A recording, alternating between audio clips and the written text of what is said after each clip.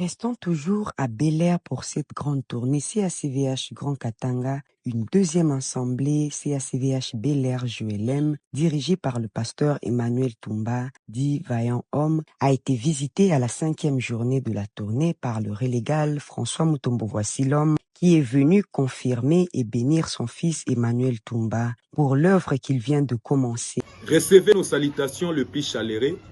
Moi, je suis le pasteur Emmanuel Toumba, communément appelé Vaillant Homme. Je suis fils spirituel du pasteur François Mutombo, communément appelé Voici l'Homme, qui est le représentant d'une grande communauté, le représentant légal d'une grande communauté, qui est la communauté CACVH, veut dire la communauté des assemblées chrétiennes Voici l'Homme. Je vous salue une fois de plus au nom de Jésus-Christ. Nous sommes dans la communauté CACVH. Laissez-moi vous parler un instant de la communauté CACVH.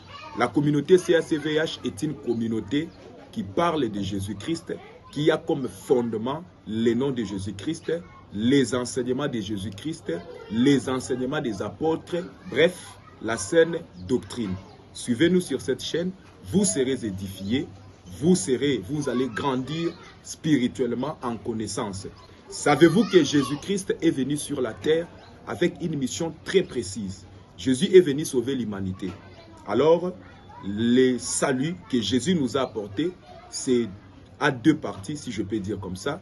La première partie, c'est la vie éternelle. Et la deuxième partie, c'est la délivrance. Et dans notre communauté, dans notre mission, dans notre ministère, nous sommes là pour parler de tout ça et accompagner le peuple de Dieu, t'accompagner toi à une croissance rapide, spirituelle et la connaissance de la parole de Dieu. La délivrance fait partie de notre cheval de bataille. Je vais appuyer ce que je viens de dire tout à l'heure avec la parole de Dieu. Nous sommes dans le livre de Luc chapitre 4. Luc chapitre 4, prenez vos Bibles. Luc chapitre 4, nous allons commencer à partir du 16e verset. Nous lisons au nom du Seigneur Jésus-Christ. Il se rendit à Nazareth où il avait été élevé. Et selon sa coutume, il entra dans la synagogue les jours du sabbat. Et il s'éleva pour faire la lecture. Et on lui remit le livre du prophète Ésaïe. L'ayant déroulé, il trouva l'endroit où il était écrit « L'Esprit du Seigneur est sur moi, parce qu'il m'a oint pour annoncer une bonne nouvelle aux pauvres, et il m'a envoyé pour guérir ceux qui ont le cœur brisé, pour proclamer aux captifs la délivrance et aux aveugles les recouvrements de la vie, pour envoyer libres les opprimés, pour publier une année de grâce du Seigneur. » Ensuite, il roula les livres et les remit aux serviteurs, et s'assit. Tous ceux qui se trouvaient dans la synagogue avaient les regards fixés sur lui. Alors il commença à leur dire, « Aujourd'hui, cette parole de l'Écriture que vous venez d'entendre, est accomplie. » Parole du Seigneur. Bien-aimés, je pense que la lecture est très claire. Ici, il est question de Jésus-Christ.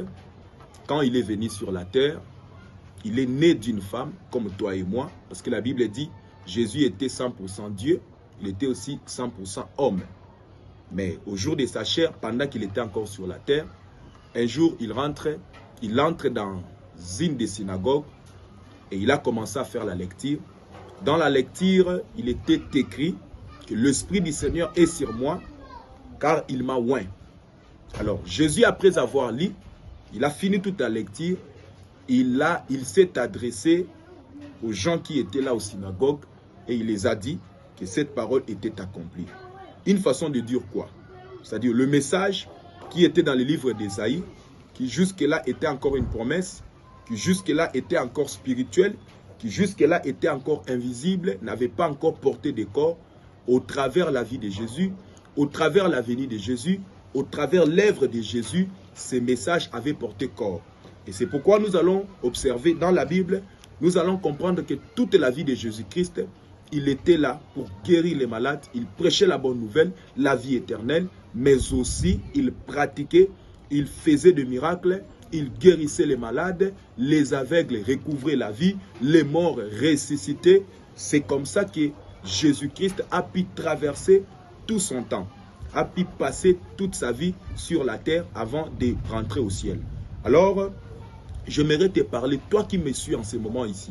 Je ne connais pas ton problème, je ne sais pas tu es buté devant quel obstacle, je ne sais pas quelles sont tes difficultés, mais je viens vraiment t'inviter à nous suivre. Je viens t'inviter à partager chaque fois la parole de Dieu avec nous et je viens te présenter l'homme que moi j'appelle vaillant homme, Jésus-Christ de Nazareth. Devant lui, il n'y a aucun obstacle. Devant Jésus, toute chose impossible devient possible. Alors, bien-aimé dans le Seigneur, crois en Jésus, crois en son nom, crois en sa mission, crois à sa puissance et tu seras visité. Que Dieu vous bénisse abondamment. Abonnez-vous massivement à cette chaîne qui est là pour votre édification, votre croissance spirituelle. Et nous sommes là 24 heures sur 24 pour vous. Nous sommes serviteurs de Dieu, nous sommes esclaves de Jésus. Notre mission, c'est de prêcher. Notre mission, c'est de vous aider, de vous accompagner durant votre marche avec le Seigneur Jésus-Christ. C'est pourquoi abonnez-vous massivement pour que ces messages puissent atteindre un grand nombre d'âmes. Nous sommes là pour gagner les âmes, afin que le royaume des cieux soit peuplé. Et pour dépeupler le royaume des ténèbres. Nos contacts sont là.